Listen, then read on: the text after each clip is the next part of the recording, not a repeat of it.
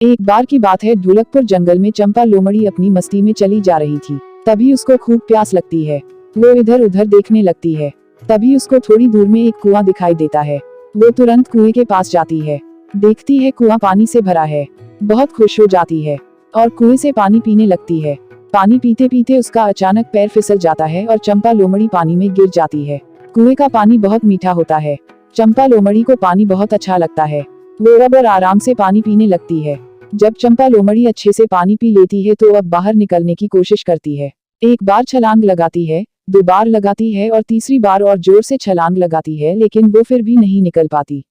अब उसे डर लगने लगता है कि ऐसा न हो वो उसी कुएं में ही रह जाए। अगर कुएं में रह गई तो घर में बनी रखी गर्मा गर्म आलू टिक्की कौन खाएगा। यही सोचकर अब वो जोर जोर से चिल्लाने लगती है, बचाओ बचाओ। तभी उसकी आवाज सुनकर चंपू गधा आता है और वो उससे पूछता है, क्या हुआ चंपा लोमड़ी, तुम कुएं के अंदर क्या कर रही हो।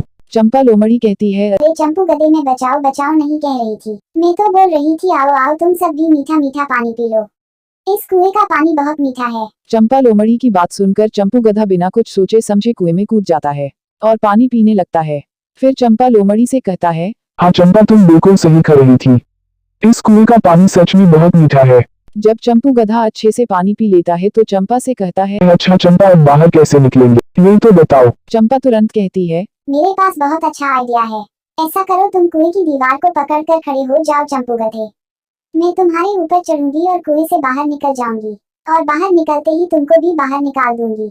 चंपू गधा फिर बिना कुछ सोचे समझे उसकी बात मान जाता है और कुएं की दीवार के पास आकर खड़ा हो जाता है। चंपा लोमड़ी मुस्कुराते हुए उस पर चढ़ती है और कुएं से बाहर निकल जाती है। उसके बाहर निकलते ही चंपू गधा उससे कहता है, अरे चंपा, मुझे तो बाहर निकलने का आइडिया बताओ। तभी चंपा कहती है, ये मेरे पास तो सिर्फ एक ही आइडिया था मेरे खुद के निकलने का, अब तुम अपना देखो। फिर चंपू गधा अब जोर जोर से चिल्लाने लगता है, बचाओ बचाओ। लेकिन अब वहां पर कोई नहीं आता। हमें कुछ भी करने से पहले एक बार जरूर सोचना चाहिए, कहीं कोई अपने फायदे के लिए आपका गलत फायदा तो नहीं उठा रहा। और हमें हमेशा ऐसे लोगों से सतर्क भी रहना चाहिए। एक बार की बात है, ढोलकपुर जंगल में मेडी नाम का एक मेढक था।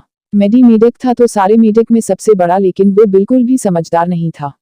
वो बस दूसरों से लड़ने का मौका निकाला करता था। उसकी इस आदत से उसके बच्चे और आस पड़ोस के बाकी मेढक भी काफी परेशान रहते थे। और मेडी मेढक को जैसे ही कोई अपनी तरफ आता देखता तो उसे देखते ही वो सब बोलते, अरे भागो भागो, झगड़ालू ताव आ गया, पता नहीं कब शुरू हो जाए झगड़ा करने। और फिर इस तरह से मेडी मेढक से बस सब कोई बचने की कोशिश करता रहता। एक दिन बगल के रहने वाले मेढक के घर पार्टी थी। उस मेढक ने आसपास के सभी मेढक को अपने घर पार्टी में बुलाया, बस मेडी मेढक के परिवार को छोड़कर। पार्टी में सभी मेढक खूब मस्ती कर रहे थे, खूब बढ़िया बढ़िया पकवान खा रहे थे। पकवान की खुशबू और गाने की आवाज मेडी मेढक के घर तक भी जा रही थी। ये सब देख मेडी मेढक की पत्नी को बहुत गुस्सा आता है और वो उससे कहती है, क्या जी, देखो तुम्हारे झगड़ालू नेचर की वजह से अब हमें कोई नहीं बुलाता, खाने की कितनी अच्छी खुशबू आ रही है, तुम्हारी वजह से इतनी अच्छी पार्टी का मजा नहीं ले पा रही, जाओ अब मैं भी रात का खाना नहीं बनाने वाली, आज खाना बाहर से आएगा, मेरी छुट्टी। अपनी पत्नी की बात सुनकर मेडी मेढक उठता है और ढोलकपुर बाजार निकलता है रात का खाने लाने। मेडी मेढक अंदर ही अंदर बहुत गुस्से में होता है। वो अब सबसे बदला लेने की सोचने लगता है। तभी उसे सामने से शीरो सांप आता दिखाई देता है। मेडी मेढक तुरंत अपने मन में सोचता है, ये अच्छा है, मैं जाकर शीरो सांप को सभी मेढक के घर का पता बता देता हूँ, फिर शीरो सांप सबको एक एक कर खा लेगा।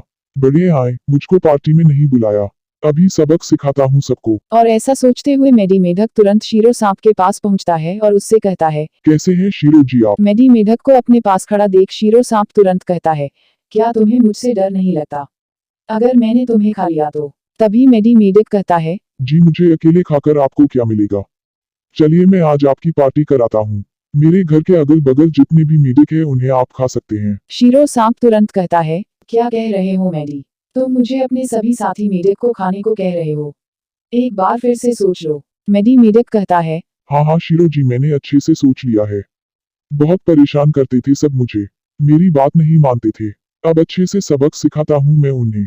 इसके बाद मेडी मेढक शीरो सांप को लेकर अपने घर पहुंचता है और फिर एक एक कर सभी मेढक का घर बताने लगता है। शीरो सांप बहुत धीरे से सबके घर जाता है और एक एक कर उन्हें खाने लगता है। जब शीरो सांप सभी मेढक को खा लेता है तब वो मेडी मेढक के घर जाता है और उससे कहता है, वाह मेडी मेढक, आज तो मजा आ गया, बहुत बढ़िया पार्टी करवाई है तुमने मेरी, लेकिन वो क्या है ना, मुझ में एक बहुत बुरी आदत है, जब मैं कुछ ज्यादा खा लेता हूँ तो मुझे और भूख लगने लगती है। तो मुझे और भूख लग रही। वैसे अब तुम्हारे परिवार के सिवा और कोई मेढक भी नहीं बचा जिसे मैं खा सकूं। मेडी मेढक ये सब सुनकर बहुत गुस्से में आ जाता है और शीरो सांप से झगड़ा करते हुए कहता है, अरे ऐसे कैसे तुम हमें खाओगे?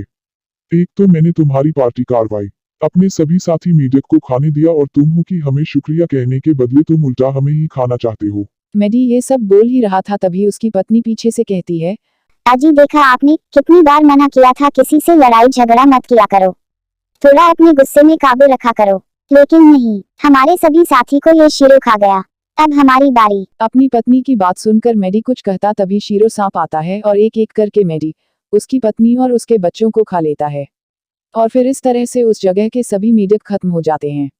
हमें कभी एक दूसरे से लड़ाई झगड़ा नहीं करना चाहिए, हमेशा सबसे मिलजुल कर रहना चाहिए।